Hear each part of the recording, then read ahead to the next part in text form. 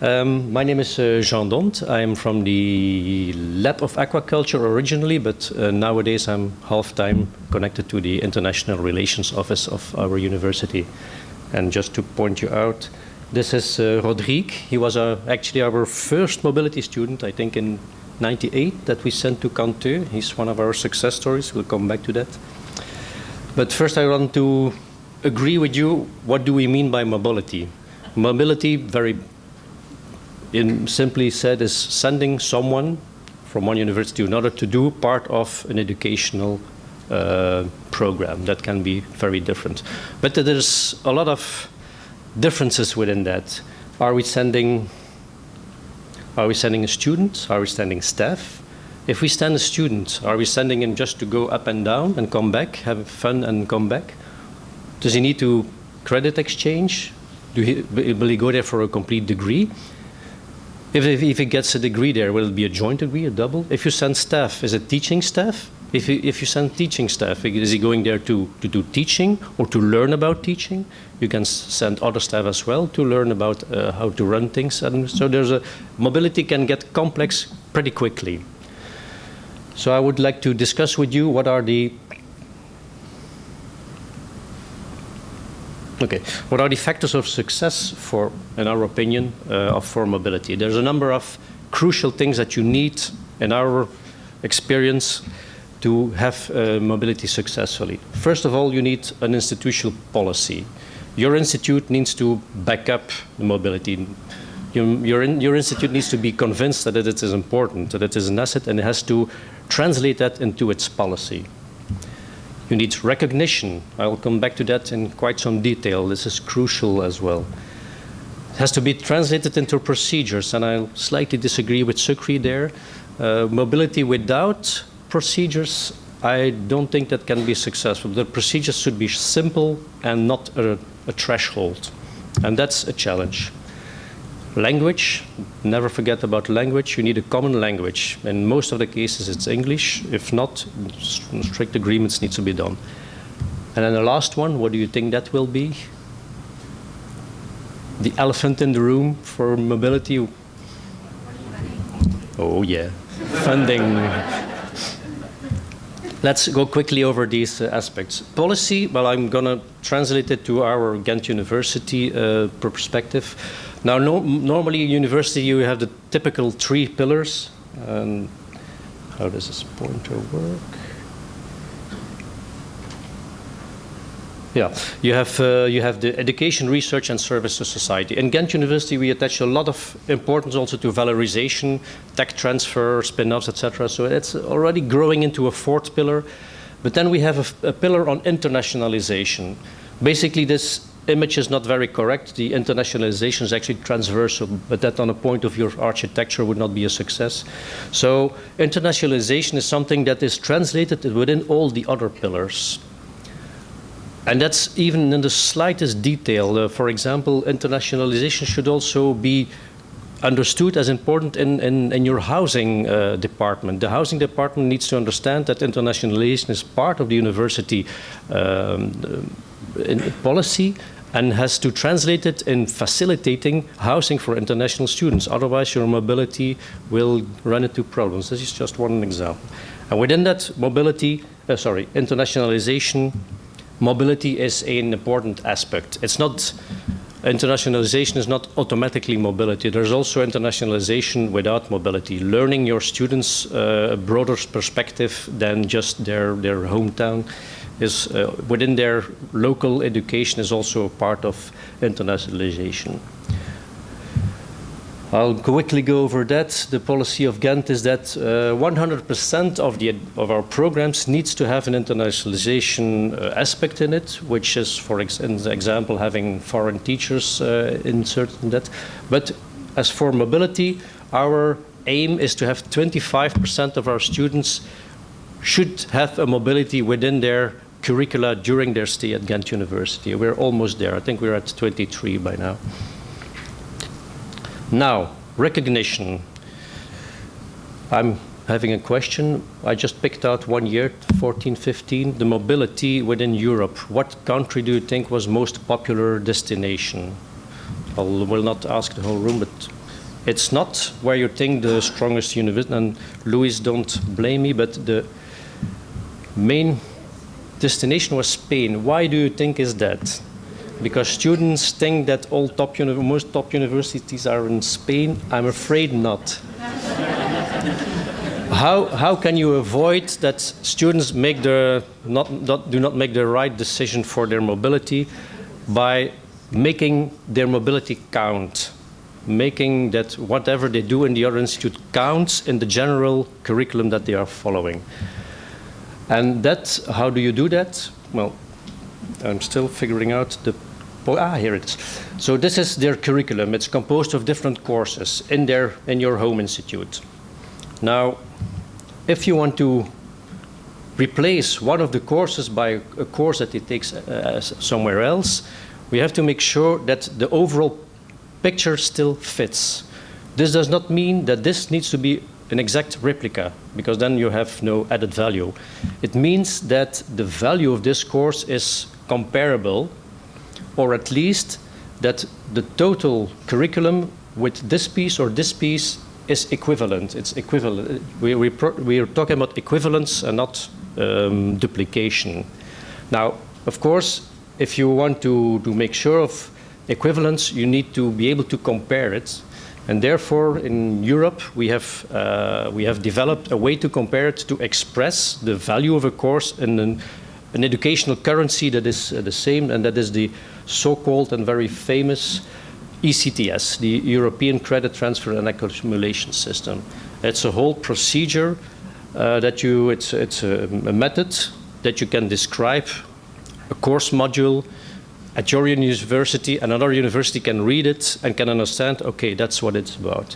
In this ECTS describes, of course, the course content, but it also describes the time that a student will need to study it, the examination method, but mostly you start with the learning outcome. If the student follows this course, what will he have achieved? So without this means of comparison, you cannot make sure that the student is going to a university and takes a course that is an asset to his whole program. And then, for instance, Ghent University will not accept that a marine biologist that took a course in another university that we don't know what it's worth, we will not give him a diploma of marine biology. Only if we know that all the components make up a total that we accept as, okay, he fulfilled all the requirements. So recognition is key to successful exchange. Now, I'm happy to mention that there is already quite some progress in a ASEAN credit transfer system. It's by the SHARE project, which is a European-funded project between ASEAN and European Commission. They're working on an AECTS, based on the ECTS, and this is a first step to actually a basis for mobility exchange, not only with between Europe and Asia, but also within Asia. And the Ghent University has been quite active in that process as well. I will not go into more detail there. Procedures, to my opinion, quite important. There has to be a very transparent and easy procedure, but that makes sure that the student knows where he starts with and where he will end. So we go a bit quicker over that. This is the exchange, but before this chart, they have to make a learning agreement. And the learning agreement is actually a contract. It's a contract between the student, the host, and the sending university, the host and the receiving university. What's in that contract? And the contract says which courses you will not take at your home university and which courses you will take at the host university, and how these compare. The home university is checking if this is a fair plan, and if this will lead to a diploma that is still equivalent. A transcript of records is then the recognition comes with an exam. I mean, the way a module is taken at the host has to be evaluated the same way as for the local students. Mostly it's an exam, can be other ways as well, but there is an assessment, and this assessment comes then in a transcript of records. which flows back to the home university, and they know he's been to Spain and he has not been on the beach, he has done the exam, and the marks, the score that he receives in Spain, we accept it as a Ghent score, because we know it has been given according to our quality standards. And then finally, a diploma supplement is at the end of the curriculum, when you're with the head of and they get the diploma. Most often, diploma only mentions marine biologist or engineer or whatever. And the diploma supplement gives the details. What courses did he follow, and also which mobility is included. And this, we can assure you that in the labor market, it's more and more an asset if it's indicated that you have done mobility. And it's only if you issue a diploma supplement that specifies that the student can prove what he has done abroad. Funding. I'm giving an example of one funding year in Ghent, what the repetition of the funding resources that we used. You may be slightly surprised that the Erasmus European is only this slice, but this is because in that year, most of the programs that we were running just came to an end. Normally, this would have been bigger. But what is interesting to see is that actually all the other ones is Flemish money, Belgian money. Different. This is the Vlieg for those who have studied in Ghent. This is Flemish grants. So there's more than half are actually our own money that we invest in mobility. Bilateral agreements, I will come to that later on. This is between partner to partner in Europe and internationally. I will go into a little bit more detail on Erasmus, even if apparently their contribution to the mobility funding is low in that year. The importance of Erasmus in the mobility story is not to underestimate it. It's huge, because they have pushed every university in Europe to go into mobility. There was virtually no mobility before that. Yeah, I'll come back to that. So, well, I'm not going to go in all the details of the Erasmus, but basically, the first Erasmus started in '87. The first student exchange was in '87. Another important date. Well, let me first explain you at least what Erasmus stands for. It's European, etc., etc. But they chose the letters as such that it gives a famous Renaissance humanist from the Netherlands as a symbolic figure. And the rationale is to reinforce European identity. You have to realize that Europe, as Fernando has already mentioned, before World War II, Europe was all different countries, mostly in war with each other, and in the best case, they were living separately. So actually, European citizens did not exist. And the idea, one of the ideas to boost that as a soft power, is to make it possible that students can travel. And these students will have a more European identity. They will feel more European if they have studied abroad in Europe. And thus you create, let's say, the first European generation of people that not only felt Belgian, but they felt a little bit more European. And I can illustrate that with creating a European generation. 27% of the Erasmus students have found their partner during an Erasmus. More than 1 million, this is an estimation, more than 1 million babies may have born in '87. Okay, it may sound funny, but actually the impact is huge. Most of my young colleagues, they all have been abroad, and they have a much broader perspective in life, or even in a career, than people before my generation, or from my generation. Another important, it is 2007, because from then year on, Erasmus was broadened beyond Europe. This is, for this audience, extremely important. Mieke, you can join me. And then there's facts and figures. 9 million people have been moved with Erasmus, but that's not only higher education. Higher education is 4.5 million within the last 30 years. We see modest and then increasing yearly. Now we are over 300,000 by now. Now I want to go into a couple of case studies of mobility in Ghent, a couple of success stories. Yearly, we send out about 2,000 and receive about 6,200. That's on a student population in Ghent of 40,000, so that's quite consistent. An evolution, as you can imagine, it's increasing. These are our partners where we send students to. And these partners are all partners with which we have a bilateral agreement. This is quite important. A student cannot go to university with which we don't have a bilateral agreement. Why is that? Because the bilateral agreement for us is a first quality check. It's a quality check where before we enter into an agreement, we check several aspects. And if the University of Ghent agrees, there's an agreement, and then the student can go on mobility. Without that, no exchange. So a student cannot just come and say, I would like to go to the University of Hawaii because it's interesting. No. And a second important thing on this agreement is that it's in the agreement, it's a quite simple document, but a key point is that there is a commitment from both sides that there will be mobility in both directions, which makes it meaningful, but also financially balanced. If we have an agreement with university that sends 200 students to us and we don't send any back, the financial balance will tip. Faculties, nicely spread over the different faculties at Ghent University. And we have, well, we are the best pupil in the, well, one of the best pupils in the European Commission community, Ghent University. We won some awards. We have a lot of projects by that. We ran different joint master programs. We are running 9, and we did run 4 more, so we have a quite impressive track record of joint programs.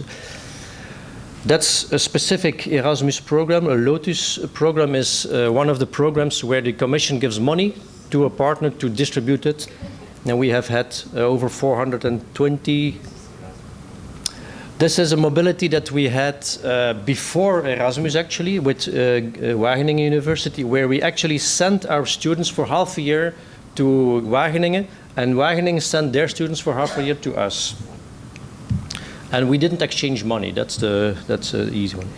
I should mention AquaTnet, which is a bit of the precursor of mobility in aquaculture. But these are the mobilities that we organize within our program. We're sending students, and the picture of my first slide was the first example, but in the past 3 years, this is only the last 3 years, we're sending students for internship and masters all over the world. Why are we doing that? Well, student exchange, just sending people and getting them back.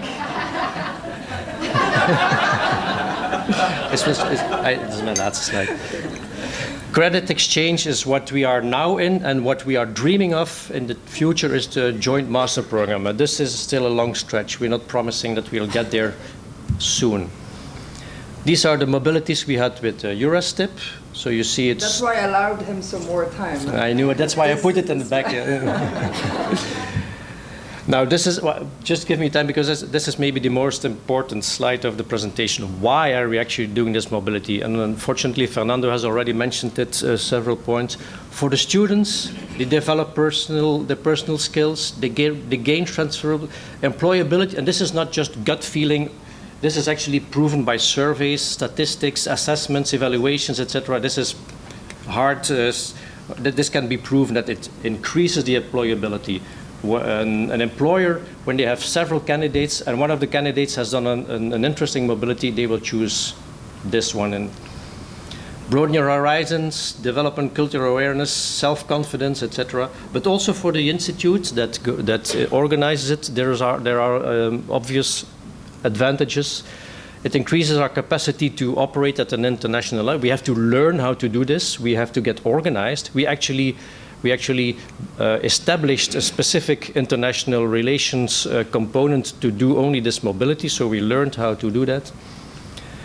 And we get to know different partners. A lot of projects that we got later was based on mobilities that we built up before. So a lot of advantages. Mobility is the key. That's why Ghent University is a mobility addict. Thank you very much.